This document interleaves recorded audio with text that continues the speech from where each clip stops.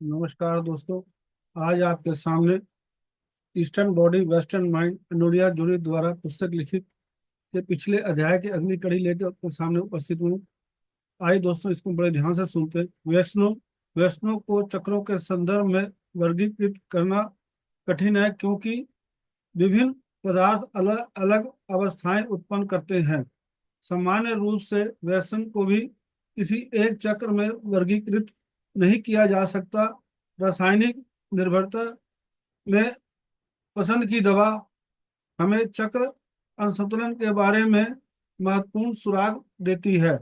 उदाहरण के लिए उत्तेजक या अवसादक मुख्य रूप से तीसरे चक्र की ऊर्जा गतिशीलता से संबंधित होते हैं, जबकि शराब दूसरे चक्र से अधिक निकटता से संबंधित अवरोध के विलय और कमी को उत्पन्न करती है। अत्यधिक भोजन करना चक्र एक से संबंधित शांत होने का प्रयास हो सकता है। आनंद की ओर बढ़ना चक्र दो या तीसरे में अवरुद्ध क्रोध, लेकिन सभी व्यस्त शुरू में एक भावना या चेतना की स्थिति को बनाने का या अस्वीकार करने का प्रयास हो सकते हैं। एक विशेष स्थिति बनाने का प्रयास एक क्षतिपूर्ति है, जबकि इनकार एक परिहर है। यह हमें हमारी बुनियादी अत्यधिक और अपर्याप्त मुकाबला रणनीतियों को बनाता है। शराब चेतन मन के अवरोधक नियंत्रण को कम करती है, जो मुक्ति देने वाली धारा को नीचे से ऊपर आने और बिना किसी बाधा के मुकुट की ओर बढ़ने की अनुमति देती है, जिससे ऊर्जा निकलती है और सिस्टम डिस्चार्ज होता है। जब नीचे की ओर जाने वाली धारा को ध्यान केंद्रित करती है और सीमित करती है, अत्यधिक हो जाती है, तो जीवन शक्ति प्रतिबंधित महसूस कर सकती है और इसके हावों होने के वाले प्रभाव को उखाड़ फेंकने से राहत महसूस हो सकती है। शराबी अपने गुस्से को मुक्त कर सकता है या ऐसी बातें कर सकता है जो पहले अवरुद्ध थी, क्योंकि ऊर्जा ऊपर की ओर बढ़ती है। अवरोध से मुक्त व सहज हो सकता है, अपनी भावनाओं को साझा कर सकता है, चुटकुले बना सकता है और जीवित महसूस कर सकता है। दुर्भाग्य से इसे रिलीज के साथ कोई एकीकरण नहीं है। अभिव्यक्ति तो है, लेकिन थोड़ा ग्रहण राहत केवल अस्थायी है और इसे बार बार दोहराया जाना चाहिए। एक चक्र को लत की ओर ले जाता है। यह एक स्पष्ट उदाहरण है जहां ऊर्जा को ऊपर की ओर भेजना हमेशा फायदेमंद नहीं होता, जबकि व्यसनों का उपचार इस क्षेत्र के दायरे से एक जटिल प्रक्रिया है। पुस्तक में चक्रीय दोहराव पैटर्न को फिर से बदलने और अंतर्निहित भावनात्मक बल को विभिन्न निर्वहन करने की आवश्यकता दूसरे चक्र के क्षेत्र में आती है, क्योंकि लत अक्सर एक भावनात्मक कारक भाव का परिणाम होती है। दूसरे चक्र उपचार के सामान्य सिद्धांत लागू होते हैं। वे शरीर के संवेदनाओं को साथ फिर से जुड़ रहे हैं, भावनाओं का निर्वहन या नियंत्रित करना सीख रहे हैं, आघात से जमे हुए अवरुद्ध आंदोलनों को पूरा कर रहे हैं या जरूरतों को समझना और उचित रूप से पूरा करना सीख रहे हैं। दूसरे चक्र को ठीक करना, हम वो ठीक नहीं कर सकते हैं जिसे हम महसूस नहीं कर सकते। जॉन ब्रॉडशॉ। भावनाओं और कामुकता के बारे में हमारे सांस्कृतिक दृष्टिकोण में इतनी गड़बड़ है कि इस चक्र को ठीक करना एक बहुत बड़ा काम बन जाता है, जो हमारे व्यक्तित्व से परे होता है। स्वस्थ कामुकता या वास्तव में कैसी दिखती है, इस पर अंतिम निर्णय किसका है? भावनात्मक प्रतिक्रिया का उचित स्तर क्या है? हमने अपना भावनात्मक कार्य कब पूरा किया है? हम एक ऐसी दुनिया में अपने संवेदी चैनलों को पूरी तरह से कैसे खोलते हैं तो हम मिलावर ध्वनियों और छवियों से भरी हुई है?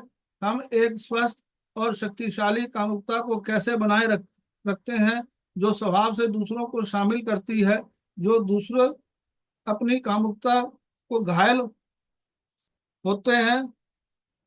यदि एक स्वस्थ दूसरे चक्र के लिए कोई कसौटी होती है तो यह परिवर्तन को अपनाने की क्षमता हो सकती है। अपनी मूल स्थिरता खोए बिना दूसरे चक्र के मुद्दों को ठीक करने की सभी जटिलताओं का वर्णन करने के लिए एक पूरे किताब की आवश्यकता होगी। वास्तव में अकेले यौन शोषण के उपचार पर कई खंड हैं। भावनात्मक दुर्व्यवहार, आंतरिक बाल कर्म, वस्तु संबंध, इन्वेस्टमेंट और आंदोलन उन्मुख चिकित्सा का उल्लेख नहीं करना, जो सभी सीधे दूसरे चक्र संबंधित है। उपचार तकनीकों पर मेरी चर्चा केवल इस उस तक ही सीमित रहेगी जो विशेष रूप से चक्र सिद्धांत से संबंधित है। दूसरे चक्र को ठीक करना मुख्य रूप से अधिकता या कमी को केंद्र की ओर बढ़ने के लिए प्रोत्साहित करने का मामला है। मूल आधार सरल है। जहां आंदोलन प्रतिबिंबित है वहां धारण पैटर्न की पहचान करें और आंदोलन को प्रोत्साहित करें। जहां आंदोलन अत्यधिक है वहां भावनाओं को नियंत्रित करना सीखें या भावनाओं को मुक्त करके ताकि दबाव कम हो या बढ़ी हुई संवेदना और उत्तेजना को सहन करना सीखें। इसके लिए शरीर के माध्यम से बहने वाली सूक्ष्म धाराओं और आवेगों पर ध्यान देने की आवश्यकता होती है। प्राकृतिक उपचार प्रक्रिया को पुनः बहाल करें। यह समझना चाहिए कि शरीर की अपनी उपचार प्रक्रिया होती है। जब हम खुद को काटते हैं तो घाव को साफ करना और पट्टी बांधना महत्वपूर्ण होता है, लेकिन प्राकृतिक उपचार प्रक्रिया पट्टी के नीचे अपने आप ही होती है। हमें हम जैविक रूप से उपचार और आत्मसंरक्षण के लिए सहज प्रवृत्ति से लैस हैं, और जब से प्रवृत्तियां आघात या चल रहे तनाव से बंधित होती है तो हमारा पूरा आधार परेशान हो जाता है और इसके साथ ही ऊर्जा का मुक्त प्रवाह भी बाधित हो जाता है। शरीर के माध्यम से ऊर्जा का प्रवाह शरीर के संतुलन को बाहर करने का तरीका है। इस धारा को मुक्त करने के साथ एक सुरक्षित कंटेनर प्रदान करने के उपचार भी को बढ़ावा मिलेगा। यह मुक्ति को वह प्रवाह के लिए फिर से स्थापित करना है जो हमें संकुचित पैटर्न को छोड़ने और विस्तार करने की अनुमति देता है। जैसे जैसे मुक्ति प्रवाह चेतना में बढ़ता है इसका अर्थ एक बड़े संदर्भ में एकीकृत होता है। यह अभिव्यक्ति प्रवाह नीचे की ओर लाने में मदद करता है, भावनात्मक ऊर्जा को रचनात्मक उद्देश्यों की ओर ले जाता है। दूसरे चक्र को ठीक करने में हम हमेशा शरीर की प्राकृतिक उपचार की प्रक्रिया की ओर से कार्य करते हैं, जहां गति और भावनाएं आवश्यक हैं। जब वह गति प्रतिबिंबित होती है उपचार प्रक्रिया भी बाधित होती है।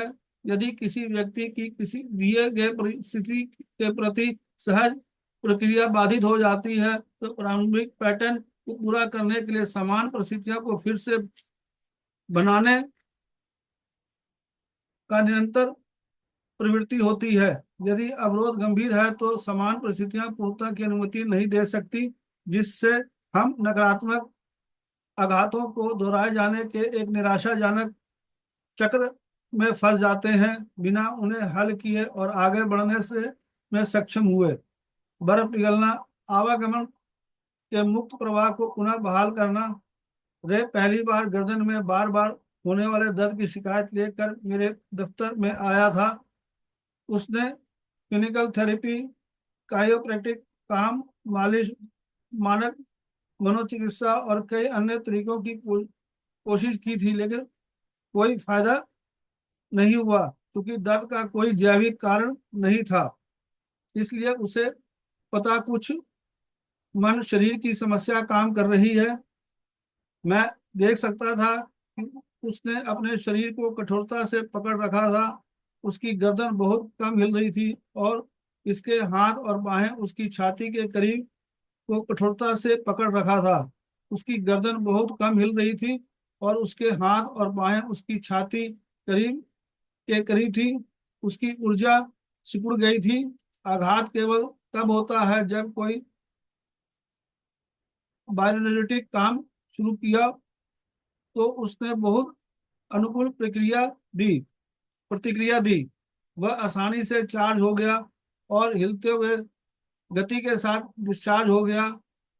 तो जल्दी ही उसकी जमी हुई बाहों और कंधों के तीव्र लेकिन यादृच्छिक हरकतों में बदलाव और बहाल बदल गया। यह जानते हुए कि उसकी जमी हुई प्रतिक्रिया के पीछे काफी हद तक आघात था, मैंने सावधानी से काम किया और आघात की सामग्री में जाने से पहले कई सप्ताह धीरे धीरे चार करने और हरकत के माध्यम से डिस्चार्ज करने में बिताए। प्रेशर कुकर की तरह ढक्कन हटाने में से पहले इस ऊर्जा को धीरे धीरे छोड़ने की जरूरत थी। मैंने बाहों और कंधों की विभिन्न हरकतों को प्रोत्साहित किया। दोस्तों, यह अध्याय यहीं तक, कल भी इसकी अगली कड़ी लेके आपके सामने उपस्थित होगा। धन्यवाद, थैंक यू।